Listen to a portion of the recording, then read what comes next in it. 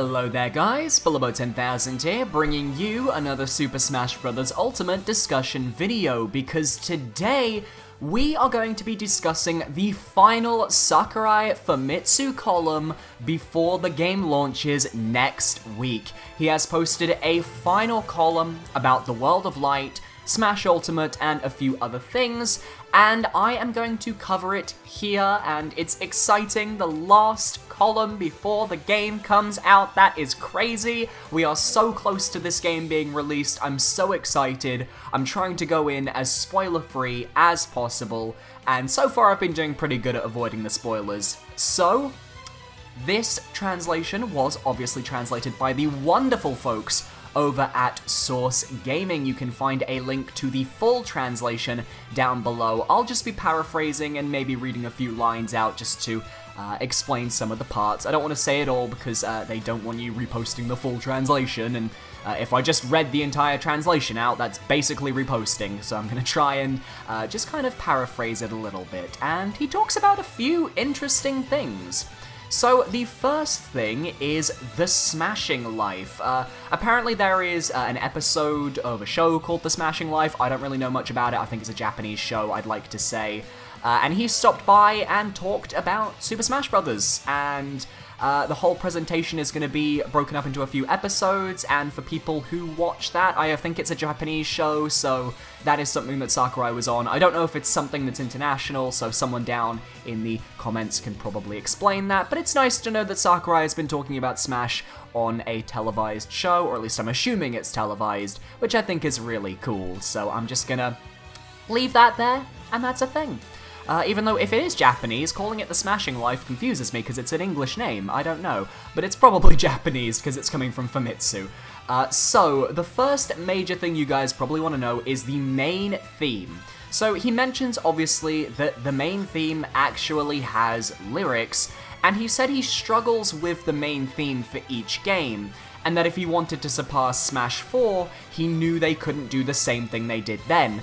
Now, Smash 4's main theme, honestly, for me, is probably one of the weakest in the franchise, so I don't think he had to do much to surpass it. The original variant of Ultimate's main theme easily surpassed Smash 4, and when you just kind of add on the ballad, the lyrics, it just kind of makes it even better.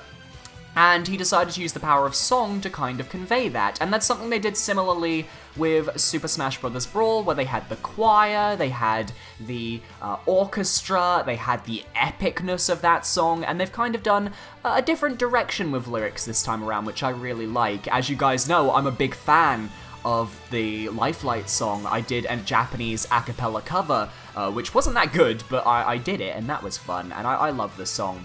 And shockingly enough, the vocalist Erina Koga was only 17 years old at the time of recording Smash Ultimate's main theme. So this, I'm assuming this is the the Japanese version of the main theme. I'm assuming it's the Japanese version, was recorded by a 17-year-old, and you don't hear that in the actual lyrics. Now, if it's the the English version, good grief, Billy, get your things right today, I still don't hear it. I feel like this person's voice is timeless. If they're only 17 and they are singing at the quality they are, I couldn't tell it was a 17-year-old singing. I thought it was someone with a lot more experience, with a lot more age, singing Lifelight, so I'm actually surprised. They also mentioned that the composer, Hideki Sakamoto, recommended her to Sakurai, and she was featured on a televised singing contest, and hearing her ageless voice was the deciding factor, and despite the difficult key, she handled the song beautifully, and Sakurai is excited to see what she will do in the future. So that is brilliant. I like that he has got this 17-year-old who probably doesn't have as much experience as some more experienced singers, and given her a real platform with Lifelight, and I think that's brilliant. I think that is such a kind thing for him to do. So, something I think a lot of people were interested about is why Kirby was the person who was chosen to be the starting character in World of Light. Now, Sakurai does say that everyone thinks, oh, it's because he's from the Kirby series and you created it, of course that's why, but he then says, From a game design perspective and based on process of elimination, Kirby was the obvious choice. We needed a solid, convincing reason for why said character could outrun Galeem, and he mentions that obviously all fighters that have normal abilities, quote-unquote, were disqualified because the assault enveloped the ends of the galaxy, and only a vehicle that could defy laws of physics would work. Even short-distance teleportation wouldn't be enough. And Kirby's Warp Star is able to warp. He's been doing it since his first game, and that made him a solid contender. And when you see the other two fighters that were potentially in contention for this role, then you realize Kirby's the only one that could have happened, because the other two fighters that could have survived it were Bayonetta and Palutena. The reason why Bayonetta was taken out was because Bayonetta's enemies from Purgatorio, a hellish other world, were turned into spirits, so it wouldn't have made sense for her to escape if the enemies she fought couldn't escape either. And other divine beings like Hades got turned into spirits, which means that Palutena couldn't have survived either. And it would have been difficult to use them as the starting character, as they are quite technically advanced characters, so to speak. The first character that players want to play need to be simple and easy, and I don't think that Bayonetta or Palutena really fit that bill. He then links back to the Smashing Life, saying Kirby was voted as the character they should play first, so he didn't really have a choice but to pick Kirby.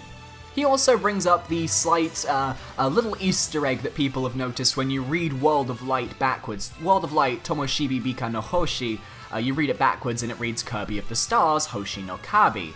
But he says it is just a coincidence. He noticed it, of course, but it's not like he wanted to write a story about Kirby, it's just he's the first character you play as, and he then says feel free to switch to a different fighter whenever you see fit. So clearly, Sakurai wants you to play all the different fighters. Why wouldn't he? It's a game with 70 plus fighters overall. Of course he wants you to play everyone in the game, get a feel for everyone. But it is a nice little kind of Easter egg that, even though it was coincidental, it is now an Easter egg and can never be forgotten, which I think is really cool. He also mentions, and this is something I don't think we knew, when players boot up Smash Ultimate for the first time, we get one advanced spirit.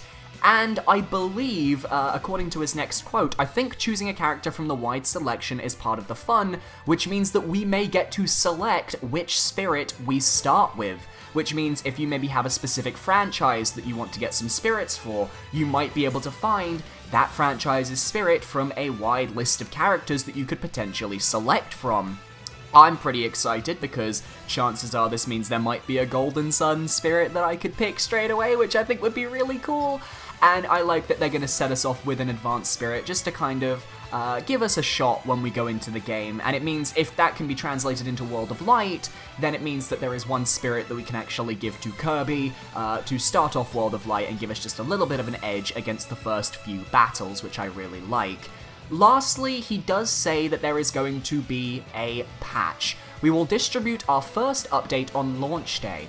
Players who purchase the digital version don't need to worry, but players who purchase the physical version should apply this day one patch before you play. This will also prevent your replays from going off track. By the way, if you save your replays as videos, you can keep them forever, but note that they take up a lot of space. And given the Switch doesn't have a lot of space to begin with, it makes you wonder why you can't just put your replays on the cloud storage instead, but, you know, it is what it is. But it is important to note that there is going to be a day one patch for physical purchases.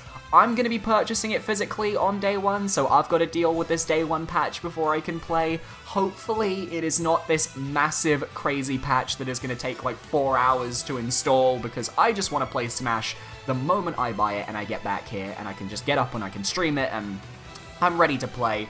But it is nice, obviously, that the patch is probably going to just fix a few things just for the physical version, and, you know, day one patches are just so popular nowadays in the gaming industry. I'm not surprised that Smash is also going through that, and as long as it is making the game playable and is getting rid of any bugs, then I think it is okay.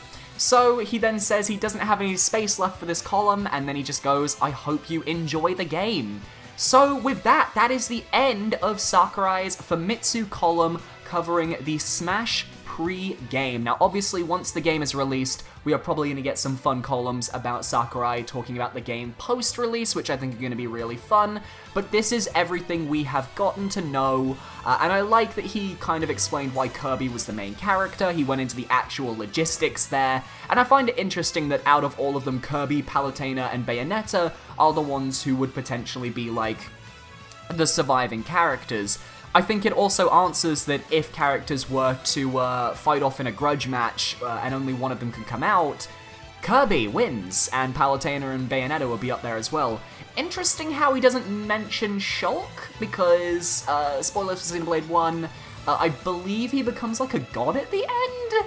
I'd like to say that was a thing, I'm not 100% sure, but I'm pretty sure Shulk has some, like, godly powers, so I'm surprised he wasn't maybe put in there, but at the same time, he's also way too complicated. He's one of the most technical characters in the game, so I can see why he was not placed there. But I think this is a really interesting read, and if you want to read this full translation specifically, you can click the link in the description below, and it will take you to Source Gaming, where you can check this out for yourself. Thank you everyone for watching this video. I hope you guys enjoyed. Smash Ultimate is going to be coming out in just a few days. I am still doing tweets on my Twitter counting down to Smash Ultimate. I will be streaming it on the day, and I will be streaming Super Smash Bros. Brawl Subspace Emissary on Thursday, Friday, and possibly Monday, Tuesday, and some days next week as well. So if you're interested in that, head on over to my Twitch, and you can check my events, and you can check that out. But I'm not going to be doing any more spoilery videos on Smash Brothers. On Friday, I will be uploading a 10 exciting things about Smash Ultimate that I'm excited for. I would urge you to watch that video, as it's something I'm going to put a lot of effort into, and I hope you guys enjoy. Thank you everyone for watching, I hope you guys enjoyed, and I will see you guys next time. Goodbye.